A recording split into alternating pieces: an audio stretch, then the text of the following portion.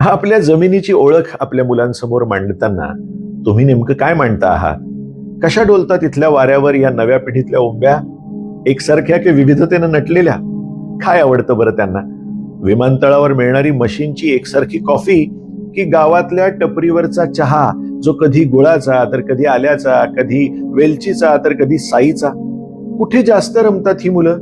ताडपत्रीच्या, कुडाच्या, पत्र्याच्या टपऱ्यांमध्ये की मॉलमध्ये दिसणाऱ्या त्याच त्याच दुकानांमध्ये? इथल्या विविधतेची झुळूकच इथला खरा श्वास आहे. अहो, अस्सल 1400 प्रकारची लोणची बनवणारी परंपरा एका बाजूला भक्कमरित्या उभी आहे आणि जगभर एकाच चवीचा बर्गर विकणारी संस्कृती दुसऱ्या बाजूला बाजारपेठ थाटून बसलेली आहे. प्रश्न बर्गर वाईट की लोणचं चांगलं हा नाहीये. प्रश्न हा आहे की आपण आपलं विसरतो आहोत का या बाजारपेठेच्या भपकेबाजपणात? एकट्या महाराष्ट्रात दर 100 किलोमीटरवर भाषा वळण घेते. उच्चार बदलतात, भाकरीची जाडी बदलते, मसाल्याचा सुगंध बदलतो, सण साजरे करण्याच्या पद्धती बदलतात.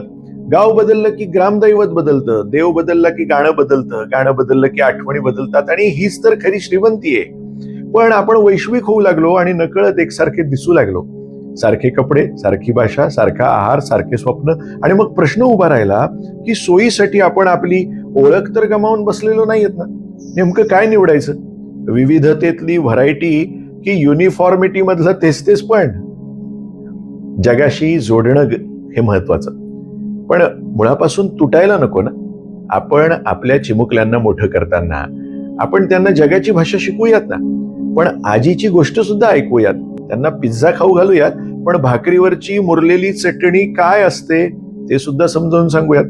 त्यांना जग दाखवूया, पण घराची ओळख विसरू देऊन चालणार नाही ना. कारण विविधता म्हणजे फक्त वेगळे पण नाही, ती आहे इतिहासाची खरी साक्ष, आपल्या मातीच्या ओळखीची खूण, स्वाभिमानाचा पाया.